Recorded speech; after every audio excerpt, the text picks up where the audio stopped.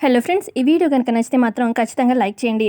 ఎపిసోడ్లోకి వెళ్తే జాను అంటుంది లక్ష్మితోని, ఏంటక్క ఈ ఇంట్లో ప్రతి ఒక్కరూ ఇలా తయారయ్యారు, నీ జీవితాన్ని ఎందుకు ఇలా నాశనం చేస్తున్నారు, వాళ్ళ ప్రాబ్లమ్స్ అన్నీ నీ భుజం మీద వేసుకుంటావు, ఇక వాళ్ళంతా నీ నెత్తి మీద ఎక్కి నిన్ను అధపాదాలనికి తొక్కుతూ ఉన్నారు, అసలు నాకు ఎందుకు ఇంత అన్యాయం చేస్తున్నారు, నేనేం పాపం చేశానని చెప్పి ఎదురు తిరిగి ఎందుకు ప్రశ్నించవు ఎవరిని అని చెప్పి జాను అంటూ ఉంటే, అప్పుడు లక్ష్మి ఎదురు తిరిగి ప్రశ్నలు అడిగితే సమాధానాలు వస్తాయని నువ్వు అనుకుంటున్నావా అని చెప్పి అంటుంది లక్ష్మి. సమాధానాలు దొరకడానికి కొంచెం సమయం పడుతుంది జాను, నీకు అన్నీ తీరిగ్గా తర్వాత చెప్తాను అని చెప్పి లక్ష్మి మాట దాటేస్తుంది. ఆ తర్వాత ఇక నెక్స్ట్ డే ఉదయాన్నే మనీషా రెడీ అయ్యి మెట్లు దిగి కిందకు వస్తూ ఉంటే ఇక గంట శబ్దం వినిపిస్తుందనమాట. ఈ టైంలో ఎవరు పూజ చేస్తున్నారు అని చెప్పి కిందకి చూస్తూ ఉంటుంది. కిందకు చూడగానే ఇక లక్ష్మి హారతి ప్లేట్తోనే కిందకు బయటకు వస్తుందనమాట.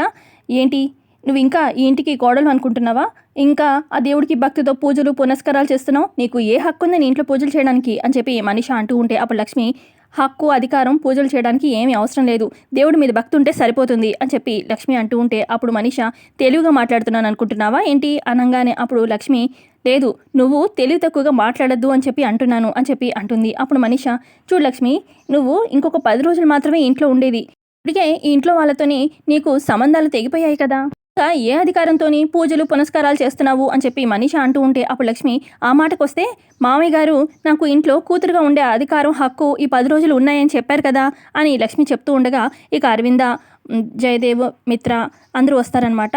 అయితే దేవి అని వీళ్ళంతా కూడా వస్తారు.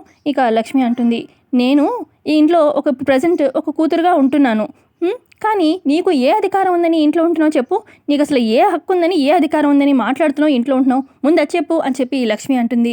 ఇప్పుడు మనీషా అంటే ఏంటి, ఇప్పుడు నీ పర్మిషన్ ఏమైనా తీసుకోవాలా ఇంట్లో ఉండడానికి, ఏం మాట్లాడుతున్నావు లక్ష్మి అని చెప్పి మనీషా అంటూ ఉంటే, అప్పుడు ఇక బామ్మ మనీషా ఇప్పుడు ఎందుకు గొడవ చెప్పు అనగానే, అది కాదు బామ్మ, అసలు ఈ లక్ష్మికి ఏ హక్కు ఉందని పూజలు చేస్తుంది అని చెప్పి అంటూ ఉంటే, అప్పుడు అరవింద అంటుంది, చూడు మనీషా, అసలు పూజ చేయడానికి ఇంట్లో హక్కులు ఇవన్నీ ఏం అవసరం లేదు, దేవుడి మీద భక్తి ఉంటే సరిపోతుంది, ఈ మాత్రం దానికి నువ్వు ఎందుకు ఇంత గొడవ చేస్తున్నావు నాకైతే అర్థం కావట్లేదు, ఇప్పుడు పూజలు చేసుకోవడం ఎవరికైనా సర్వసాధారణమే కదా, ఇక అందులో హక్కులు ఇవన్నీ ఎందుకు వస్తాయి చెప్పు, అసలు నిజానికి చెప్పాలంటే రేపు నువ్వు నా కోడలు అయ్యాక నువ్వు కూడా ఇలాగే పూజలు చేస్తూ ఉండాలని నేను కూడా కోరుకుంటున్నాను అని చెప్పి అరవింద అంటూ ఉంటే, ఇక అప్పుడు జయదేవ్ ఈ మనిషే ఎప్పుడు పూజలు చేయాలి, రమా లక్ష్మి నువ్వు ఈ 10 రోజుల తర్వాత ఇంట్లో నుంచి వెళ్ళిపోయాక ఇక చూడాలి ఈ ఇంటి పరిస్థితి, నీతో పాటు ఈ ఇంటి వెలుగు కూడా పోతుందేమో అనిపిస్తుంది, ఇంట్లో పూజలు చేసే వాళ్ళు కూడా ఉండరు అని చెప్పి జయదేవ్ కావాలని అంటూ ఉంటారు.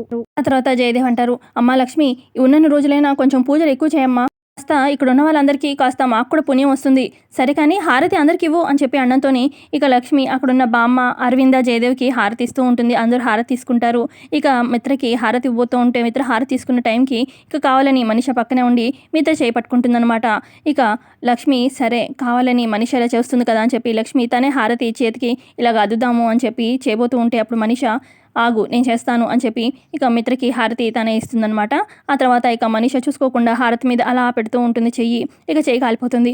అయ్యో అయ్యో కాలిపోయిందా చెయ్యి అని చెప్పి మనీష గెంతుతూ ఉంటుంది. ఇక దేవి అని, అయ్యో మనీష నీకేం కాలేదా అని చెప్పి అంటూ ఉంటే, ఏం కాలేదంటారేంటి ఆంటీ, నాకు చెయ్యి కాలిపోయింది అని చెప్పి అన్నంతో అప్పుడు లక్ష్మి, చూడు మనీష కొంచెం మనసు శుద్ధిగా ఉండాలి, ఏదైనా పని చేస్తున్నప్పుడు మనసు మలినంగా ఉందనుకో నీలాగా ఆ దేవుడు అప్పుడప్పుడు ఇలాంటి పరీక్షలు పెడుతూ ఉంటారు, అయినా ఇప్పుడు నీ చేయి కాలింది కదా, కాస్త నీ మనసులో ఉన్న మలినం కూడా తొలగిపోతుందిలే అని చెప్పి ఇక లక్ష్మి అక్కడి నుంచి వెళ్తుంది. లక్ష్మి వెళ్తూ ఉంటే, అమ్మ లక్ష్మి కాస్త త్వరగా రెడీ అవ్వమ్మా అనగానే, ఎందుకు మావయ్య అని చెప్పి లక్ష్మి అంటుంది, అదే పెళ్లి వాళ్ళు రాబోతున్నారు నేను చూసుకోవడానికి, ఇప్పుడు మన దగ్గర ఏమైనా ఎక్కువ టైం ఉందా, దగ్గర ఏమైనా 365 రోజులు ఉన్నాయా, కేవలం 10 రోజులు మాత్రమే ఉన్నాయి, ఈలోపే కదా మనం అన్నీ చేసుకోవాలి, టైం చూసుకొని, ఇప్పుడు పెళ్లి వాళ్ళు రావాలి, వాళ్ళు నీకు నచ్చాలి, నీకు వాళ్ళు నచ్చాలి, ఇంకా చాలా పనులు ఉంటాయి కదా, నీ మెడ తాళి కట్టాలి, ఇలా చాలా టైం పడుతుంది, అందుకే ఇప్పుడే వచ్చేస్తున్నారు కాసేపట్లో, త్వరగా రెడీ అవ్వమ్మా అని చెప్పి చెప్తూ ఉంటే ఇక అరవింద అలా చూస్తూ ఉండిపోతుంది. ఇక మనీషా కూడా చూస్తూ ఉంటుంది. ఇక మిత్ర అయితే ఇదేంటి మామ్ డాడీ ఇంత స్పీడ్గా ఉన్నారు అన్నట్టుగా చూస్తూ ఉంటాడు.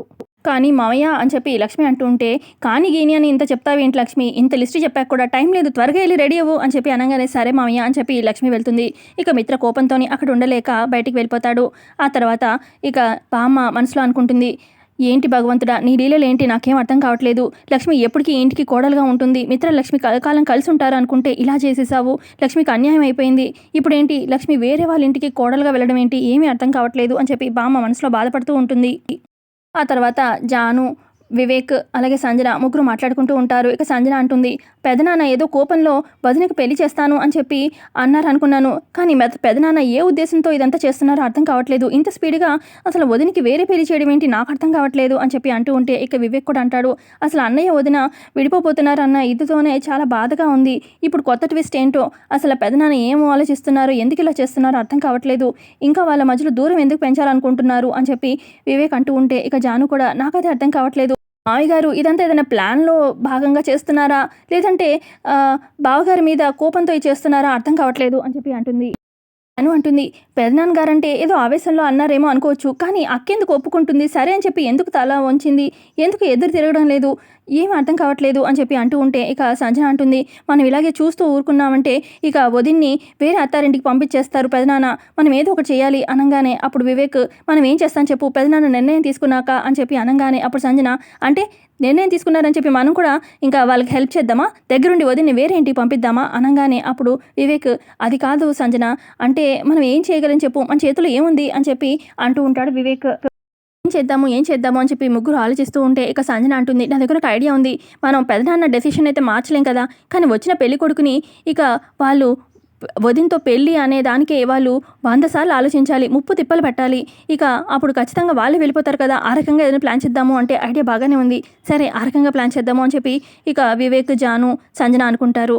ఆ తర్వాత ఇక మిత్ర ఆలోచిస్తూ ఉంటాడు ఒక్కడే, ఏంటిది డాడ్ ఇంత ఫాస్ట్గా లక్ష్మికి పెళ్లి చూపులు అది అంటున్నారేంటి, నేనేదో కోపంలో అన్నారని చెప్పి అనుకున్నాను, కానీ ఏంటి ఇదంతా జరుగుతుంది అర్థం కావట్లేదు అని చెప్పి మిత్ర ఆలోచిస్తూ ఉంటే ఇక అప్పుడే అటువైపుగా వస్తారనమాట జయదేవ్. మిత్ర, నాకు తెలుసు ఖచ్చితంగా లక్ష్మి నీకు దూరం అవ్వబోతుంది అనుకుంటే నువ్వు ఖచ్చితంగా కలవరపడతావని తెలుసు, నీలో ఈ కలవరమే నీ మనసులో ఉన్న ప్రేమని బయట పెడుతుంది అని చెప్పి అక్కడి నుంచి వెళ్ళిపోతారు జయదేవ్. ఆ తర్వాత కాసేపు అయ్యాక ఇక పెళ్లి వాళ్ళు వస్తారనమాట, కార్ దిగి పెళ్లి కొడుకు వాళ్ళ అమ్మ నాన్న వస్తారు. ఇక రాగానే ఇక జయదేవ్ పలకరించి, అంటే వాళ్ళ ఫ్రెండ్సే అనుకుంటా, పలకరించేసి ఎలా ఉన్నావు సంజయ్ అని చెప్పి పెళ్లి కొడుకుని కూడా పలకరించి లోపలికి వచ్చి కూర్చోపెడతారనమాట. ఇక మిత్ర కూడా చూస్తూ ఉంటాడు, అబ్బో వీడా పెళ్లి కొడుకు అన్నట్టుగా చూస్తూ ఉంటారు.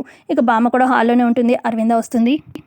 మెల్లగా దేవ్యాని, ఇటు సంజన, వివేక్ వీళ్ళంతా కూడా వస్తూ ఉంటారనమాట. ఇక వివేక్ సంజన చూసి, పెళ్లి కొడుకు ఏ పిల్లి మొహోడో ఎలాగో ఉంటాడు, ఆ వంక చూపించి మనం పెళ్ళి ఆపేద్దాం అనుకుంటే వీడేంటనయ్య హీరోకి తమ్ముళ్లాగా ఉన్నాడు, ఇంత బాగుంటే నో అని ఎలా చెప్పాలి అని చెప్పి అనుకుంటూ ఉంటారు. తర్వాత వచ్చిన పెళ్ళికొడుకు సంజయ్, ఆంటీ మీ గురించి చాలా గొప్పగా విన్నానంటీ, మీరు హౌస్ వైఫ్గా ఉండిపోకుండా మీరు మీ కంపెనీ కోసం ఎంతో చేశారని విన్నాను, మీలాంటి వాళ్ళు మాకు ఎంతో ఆదేశం ఆంటీ అని చెప్పి పెళ్ళికొడుకు అనుకుంటే చాలా థ్యాంక్స్ అమ్మా అని చెప్పి ఇక అరవింద అంటుంది. ఆ తర్వాత వచ్చిన పెళ్ళికొడుకు వాళ్ళ తండ్రి, ఇంతకీ మా కోడలి పెళ్ళి ఎక్కడా అని చెప్పి అన్నంతోనే ఇక అక్కడే ఉన్న మిత్ర, ఏంటి తను మరీ ఓవర్గా, అసలు కనీసం లక్ష్మిని చూడని కూడా చూడలేదు, మరి వరుసలు కల్పిస్తున్నాడు అని చెప్పి కోపంగా చూస్తూ ఉంటాడు. ఇటు పక్క జయదేవ్, అమ్మ సంజన వెళ్ళి లక్ష్మిని తీసుకురా అని చెప్పి అంటారు. ఇక జాను అలాగే సంజన దగ్గరుండి లక్ష్మిని కిందకి తీసుకొస్తూ ఉంటారు. ఇక మిత్ర లక్ష్మిని చూస్తూ ఉంటాడు. ఇక మనీష, ఇదేంటంటే మిత్ర కళ్ళార్పకుండా లక్ష్మిని చూస్తున్నాడేంటి అని చెప్పి దేవ్యానితో అంటూ ఉంటే అప్పుడు దేవ్యాని, ఇందుకే చెప్పాను వాగడ బొద్ది ఊరికి మారిపోతుందని, మిత్ర పక్కనే ఉండి మారకుండా చూసుకోమని అని చెప్పి అంటూ ఉంటుంది. ఆ తర్వాత ఇక లక్ష్మిని వచ్చి కూర్చోపెడితే లక్ష్మి కొంచెం కంగారుగా కనిపిస్తూ ఉంటుంది. ఇక వచ్చిన పెళ్ళికొడుకు లక్ష్మిని అలా కళ్ళార్పకుండా చూస్తూ ఉంటే, లక్ష్మి గారు మీరేమి కంగారు పడకండి, కొంచెం కంఫర్టబుల్గా ఫీల్ అవ్వండి అని చెప్పి అనగానే, అబ్బా ఏంటి వీడు అన్నట్టుగా మిత్ర ఆ పెళ్ళికొడుకు వైపు అలా చూస్తూ ఉంటాడు. మిత్ర అక్కడే నించొని ఇబ్బంది పడుతున్నాడని గమనిస్తూనే ఉంటుంది అరవింద. ఆ తర్వాత అరవింద, అమ్మ లక్ష్మి అందరికీ కాఫీ తీసుకురా అనగానే సరే అని చెప్పి ఇక లక్ష్మి కిచెన్లోకి వెళ్తూ ఉంటే ఇక పెళ్ళికొడుకు వాళ్ళ తండ్రి, మా ఇద్దరికి కాఫీ అలవాట్లేదమ్మా, పెళ్ళికొడుకుకి కాఫీ తీసుకొస్తే సరిపోతుంది అని చెప్పి లక్ష్మి లోపలికి వెళ్ళి కాఫీ తీసుకొచ్చి పెళ్ళికొడుకు ఇస్తూ ఉంటే ఇక పెళ్ళికొడుకు అలా లక్ష్మిని చూస్తూ కాఫీ తీసుకే కొంచెం ఒలుకుతుందనమాట ఆయన మీద. అయ్యో సారీ అండి చూసుకోలేదు అని చెప్పి లక్ష్మి అంటూ ఉంటే, అయ్యో పర్లేదండి మీరెందుకు సారీ చెప్పడం, నాదే తప్పు అని చెప్పి సంజయ్ అంటూ ఉంటే, వావ్ ఎంత బాగా అర్థం చేసుకున్నావు బాబు అని చెప్పి జయదేవ్ అంటూ ఉంటే, అబ్బా అన్నట్టుగా మిత్ర చూస్తూ ఉంటాడు. జయదేవ్ రేపు మీ ఇద్దరు ఒకటైతే మీ ఇద్దరు సంతోషంగా ఉంటారని నాకైతే బాగా నమ్మకం కలుగుతుంది అబ్బాయి అని చెప్పి చెప్తూ ఉంటే ఇక మిత్ర, ఈ మాత్రం దానికే వాడి క్యారెక్టర్ ఏంటో తెలిసిపోతుందా ఏంటి అని చెప్పి చూస్తూ ఉంటాడు. ఇక మనిషి గమనించి, ఎందుకు మిత్ర ఇంత కంగారు పడుతున్నాడు అని చెప్పి చూస్తూ ఉంటుంది. తర్వాత జయదేవ్, అమ్మాయిని ఏమైనా అడగంటే అడగండి అని చెప్పి అనగానే అప్పుడు పెళ్లి కొడుకు వాళ్ళ అమ్మ నాన్న, అమ్మాయి మాకు బాగా నచ్చింది, అడిగేది ఏముంటుంది అనగానే, మీకేమీ లేకపోవచ్చు మాకున్నాయి అని చెప్పి వివేక్ అంటూ ఉంటే, పర్వాలేదు అడగండి అని చెప్పి అంటాడు.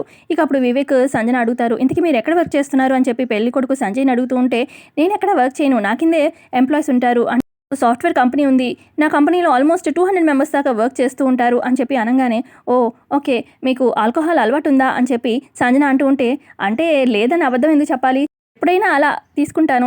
అయినా సందర్భం వచ్చింది కాబట్టి చెప్తున్నాను. అయినా నా కాబోయే భార్యకి నాకేం అలవాట్లు ఉన్నాయో తెలియాలి కదా అని చెప్పి చెప్తూ ఉంటాడు సంజయ్. ఆ తర్వాత ఇక జాను అంటుంది, ఏమన్నా లవ్ స్టోరీస్ ఉన్నాయా పెళ్లి కాకముందు అనగానే, అంత దాకా ఏం లేదండి, ఎందుకంటే నాకు నచ్చిన అమ్మాయి ఎక్కడ తగలలేదు అని చెప్పి సంజయ్ అంటాడు. లక్ష్మి గారు లాంటి అమ్మాయి తగిలుంటే ప్రేమించేవాడినేమో అని చెప్పి సంజయ్ అంటూ ఉంటే, ఇక మిత్ర వీడేంటి పెళ్లి చూపుల్లోనే ఇంత ఓవర్ యాక్షన్ చేసేస్తున్నాడు అని చెప్పి చూస్తూ ఉంటాడు. ఇక జయదేవ్ మిత్రుడిని గమనిస్తూ ఉంటాడు. తర్వాత జయదేవ్ అంటాడు, మీ ఇంటర్వ్యూ క్వశ్చన్స్ అయిపోతే ఇక పెళ్లి మాటలు మాట్లాడుకుందాం అని చెప్పి అనగానే, అప్పుడు సంజయ్ అంటాడు పెళ్లి కొడుకు, అంకుల్ మీరేమనుకోకపోతే లక్ష్మి గారితోనే మాట్లాడాలి అనగానే, పర్వాలేదు మాట్లాడు బాబు, లోపలికి వెళ్ళి మాట్లాడుకుంటారా మీ ఇద్దరు అని చెప్పి జయదేవ్ అంటూ ఉంటే, ఇక మిత్ర కోపంగా చూస్తూ ఉంటాడు. అది కాదు అంకుల్, ఇప్పుడు కాదు, ఇక్కడ కాదు, మరి ఎక్కడ అని చెప్పి జయదేవ్ అంటూ ఉంటే, అంటే నైట్ నేను లక్ష్మి గారిని పర్మిషన్ ఇస్తే డిన్నర్కి తీసుకెళ్దాం అనుకుంటున్నాను అని చెప్పి సంజయ్ అనడంతో ఇక మిత్ర చాలా కోపంగా చూస్తూ ఉంటాడనమాట. ఇక లక్ష్మి కూడా మిత్ర వైపే అలా చూస్తూ ఉంటుంది. ఎపిసోడ్ ఎక్కడికి ఎండ్ అవుతుంది.